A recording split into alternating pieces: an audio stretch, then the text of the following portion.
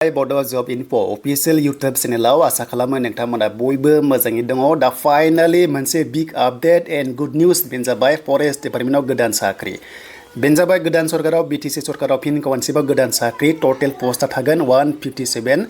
new vacancy out जाबाय last date 15 March official notification जों नायगोन अफिशियल पर्टेलाव थांनानै स' नोंथांमोननो मोनसे बाथ्रा होदोंमोन जे दा बावैनो CSB आव पजिटिभ मोनसे आपडेट फैगोन होननानै दा फाइनाली फैमारबाय दा बेयो माबादि जागोन बिनि सिलेक्शन प्रसेसआ माबोरै जागोन एप्लाइ सोर खालामनो हागोन हाया गासैबो डिटेल्सखौ जों नायगोन बेनो जाबाय only on Bodo Job Info official YouTube चेनेलाव दा गोबाव खालामा जों थांनि CSB पर्टेलाव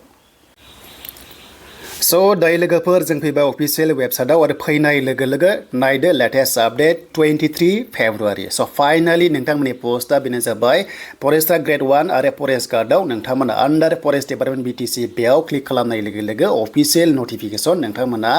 डाउनलड खालामनानै लानो हागोन दा फाइनाली जों बाव डाउनलड खालामसै अफिशियल नोटिफिकेशन बेनिफ्राय जायफ्रा इन्टारेस्टेड दङ फिन खनसेबाव फरेस्टआव आफसुस थानायफोरा नोंथांमोना एप्लाइ खालामनो हाबावसिगोन दा नै बेवहाय क्लिक खालामनाय लोगो लोगो अफिशियल नोटिफिकेशन नोंथांमोना नायदो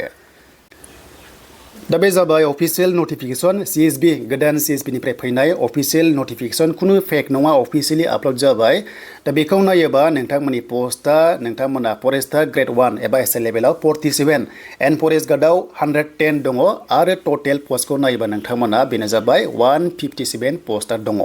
स' नोंथांमोननि सेलारि बेखौ नायबानो जाबाय नै स्केल पेआ नोंथांमोना नायदो स्केल पेआ फरेस्टना एसे खम जायो बैसोआ नोंथांमोना बेसेबां जागोन जों नायजोबगोन दा Gr-1 आव नायोबा डिग्री पास खालामनांगोन 18 निफ्राय जोंनि ST आ 45 जेनेरेला 40 इयार्ससिम मोनगोन ओके देन बेनिफ्राय नोंथांमोननि डिग्री पास खालामनांगोन एसए लेभेलाव जिखुनु जाया डिग्री पास जानो बाव हागोन देन फरेस्ट गार्डआव नोंथांमोननि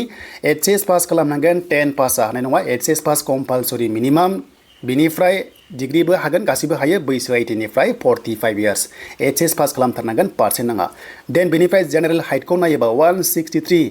बे जाबाय हौवाफोरा हिन्जावफ्रा 153 बेनिफ्राय जोंनि STP आव 153 हौवाफोरा आरो हिन्जावफ्रा 145 बेनिफ्राय नर्मेलाव सेसखौ हौवाफोरखौ नायगोन बेनो जाबाय 79 सेन्टिमिटार आरो 5 सेन्टिमिटारा नोंथांमोना बारायनांगोन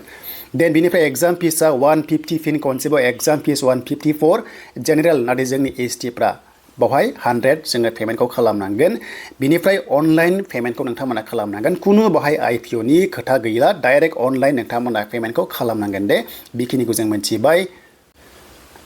दाना फैबाय एप्लाइ डेट स' एप्लाइ डेट होनोबा नोंथांमोना बेनो जाबाय CSB आव खालामनांगोन अफिशियेल वेबसाइटआव गाबोन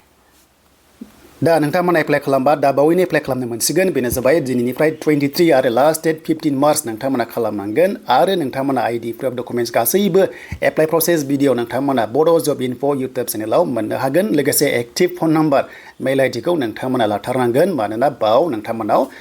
OTP थांगोन बेनिफ्राय नोंथांमोननि एग्जाम डेट बेनिफ्राय इन्टारभिउ डेट गासैबो नोंथांमोना अफिशियेल नोटिफिकेशन मोनगोन बेखौ बुंदों अके दा बेखिनि आरो लेटेस्ट आपडेटआ जोबोर मोजां खबर सफैबाय CSB निफ्राय गोदान फरेस्ट डिपार्टमेन्टआव नोंथांमोननि साख्रि देन बेनिफ्राय नोंथांमोननि गासैबो डकुमेन्ट्सखौ नांजोबगोन बेखौ नायबानो जाबाय नै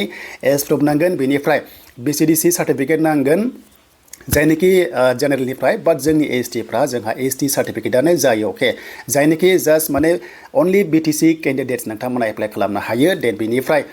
एक्चुअली 60 गामि एड जानाया बिथांमोनाबो बिसनाथ सनिकफोरा बावहाय इलिजिबल जागोन खुनु टेनसन गैया नाथाय नोंथांमोना BTC नि जाथारनांगोन बेखौ बुंदों आरो आउट अफ माने BTC ना खालामनो हाया डेट मिन्स बेनिफ्राय फट'आ नोंथांमोना बेखिनिखौ नांगोन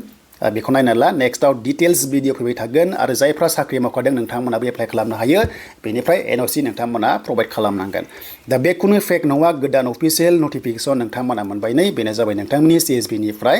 दा आसा खालामो जायफ्रानोखि इन्टारेस्टेड दङ बिनि एप्लाइ डेटआ दिनैनिफ्राय जागोन आरो लास्ट डेटआ 15 मार्च बेनिफ्राय इलेक्सन उनाव MLA इलेक्सन उनाव बिनि इन्टारभिउआ जागोन दा फार्स्टआव रिटेन लागोन ना फिजिकेल लागोन बेखौ जोङो नेक्स्टआव मोनलांबाय थागोन बेखौ नायोब्ला नै फार्स्टआव फिजिकेल टेस्ट लिरदों माने फिजिकेल टेस्ट खालामग्रोगोन 26 km हौवाफोरा हिन्जावफ्रा 16 km 4 आवार्सआवहाय रिटेन टेस्ट दङ बेनिफ्राय 3 घन्टा एग्जामा 100 मार्क्सनि जागोन बेनिफ्राय भाइभा टेस्ट दङ 20 मार्क्सनि अके बेनिफ्राय नोंथांमोना बावहाय नेगेटिभ मार्किं मोननाय नङा एग्जामाव दा सिलेबासखौबो नायखादो थ' नोंथांमोननि बे जाबाय सिलेबास बे सिलेबासखौ नोंथांमोना नायबानो जाबाय बे सिलेबास दङ बेखौ स्क्रिनशट खालामना ला एबा PDF फाइलखौ नोंथांमोना ला जाहाथे नोंथांमोना गासिबो डिटेल्सखौ मोननो हायो दा स' दानिया जोङो पर्टेलाव CSB आव फैनाय लोगो लोगो नायदो नै दा बावैनो सर्टलि एप्लाइ लिंकआ एक्टिभ जासिगोन एप्लाइ लिंकआ एक्टिभ जानाय लोगो लोगो नोंथांमोना बड' जब इनफो इउटुब चेनेलाव मोननो हागोन